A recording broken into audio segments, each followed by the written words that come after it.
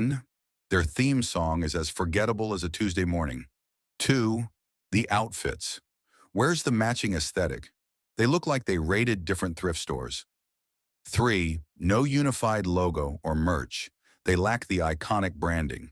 A unified logo and cohesive merchandise serve as cornerstones of a faction's identity, transforming a group of individuals into a recognizable and marketable brand. The Bloodline's tribal symbolism and We the Ones merchandise created a powerful sense of belonging and dominance. The Death Riders suffer from a critical lack of visual cohesion. 4. The invisible belt. Why is the AEW champion belt perpetually in a briefcase? It's a championship, not a hidden treasure. 5. The briefcase itself. Why a suitcase? It's clunky and unmenacing. 6. Visual disconnect. They look disconnected from each other, like they're not fighting for the same thing. 7. Marina Shafir's role. She's just there, like a spare tire you never need. 8. Lack of on-screen chemistry. They don't gel. It feels forced. 9. If one member disappeared, no one would notice. They just look generic. 10. Fan silence. Crowds go quiet during their matches and segments. That's a bad sign. 11. AEW has too many heels. There are too many heels in the promotion. The Death Riders blend into the background. 12. No matching gear. They look like they are from different planets.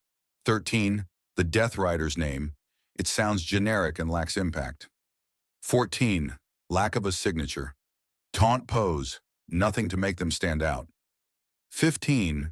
AEW's faction problem. AEW struggles to create compelling stables. 16. The lack of a clear mission.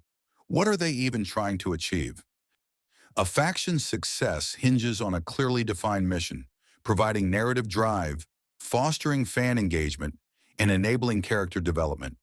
The Death Riders, however, suffer from a crippling lack of purpose, their actions appearing random and disjointed, leaving fans confused and disengaged.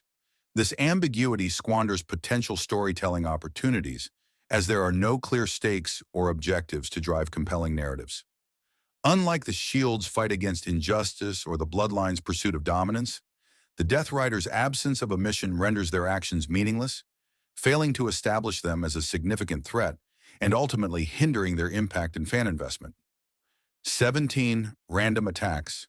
They just attack people with no clear purpose.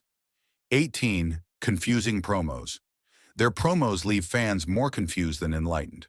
Their promos, rather than illuminating their intentions, plunge us into a fog of ambiguity, exacerbating their existing issues.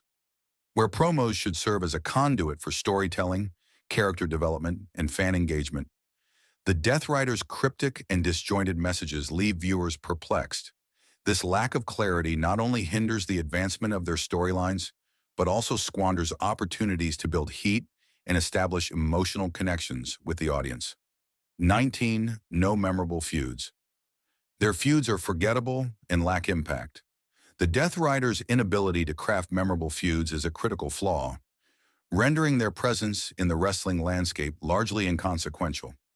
Feuds are the narrative engines of professional wrestling, driving storylines, generating heat, and elevating talent. Yet the Death Riders' rivalries are marked by a distinct lack of emotional investment, predictable storylines, and a dearth of impactful consequences. 20. Opponents feel like Moxley's. They're fighting Moxley's battles, not their own. The Death Riders' credibility and potential are severely compromised by their role as mere extensions of Jon Moxley, fighting his battles rather than forging their own path. This proxy feud dynamic robs the faction members of individual identity, diminishes their perceived threat, and stunts their character development. Claudio Castagnoli, Wheeler Yuta, and Pac, all highly talented performers, are relegated to supporting roles, their potential wasted on Moxley's feuds.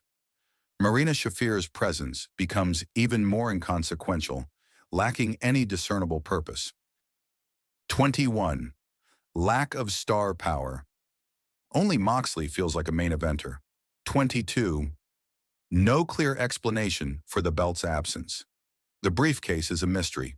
This unexplained absence of the championship belt, a symbol of dominance and achievement, squanders valuable storytelling opportunities, and frustrates fans who yearn to see it prominently displayed. Unlike the historical presentation of championships, where they are proudly worn and used as narrative tools, the Death Rider's hidden title diminishes its importance, suggesting a lack of respect or priority. 23. The lack of a compelling story. It's just a series of random events. 24. No dynamics between them. They don't have interesting dynamics or interactions between each other. 25. The female member's uselessness. Marina Shaffer's inclusion feels like an afterthought. 26. Lack of cohesion. They don't feel like a united front. 27. The lead heel faction claim. They're supposed to be top heels, but they don't feel like it. 28. Lack of fan investment.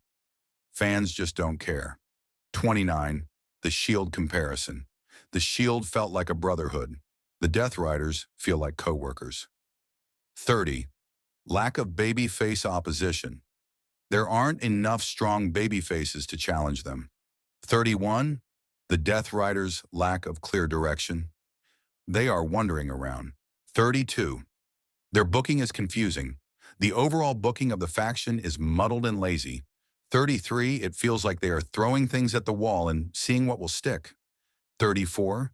The trio's title is being wasted on them. 35. The faction feels like a short-term idea. 36. They'll be forgotten quickly. 37. The faction's failure to elevate members. Only Moxley is benefiting. 38. The faction's legacy is non-existent. They'll be forgotten quickly. 39. The faction's failure to draw heat. They're not generating the desired reaction. 40. The faction's lack of credibility. They don't feel like a legitimate threat. 41. The faction's lack of focus. They're involved in too many things. 42. The faction's lack of innovation. They're not bringing anything new to the table. 43. Forced or unnatural alliances. If the members don't have believable reasons to be together, the faction feels contrived. 44. Lack of defined roles. If members don't have clear roles or purposes, they become interchangeable. 45. Overexposure, appearing too frequently, has made them boring. 46. Lack of interesting internal conflict. 47. Repetitive actions. Doing the same thing over and over gets boring. 48. Unequal spotlight distribution. Moxley consistently overshadows the others. 49. Ignoring fan feedback. Disregarding audience reactions and preferences has led to a disconnect. 50. Tony sucks.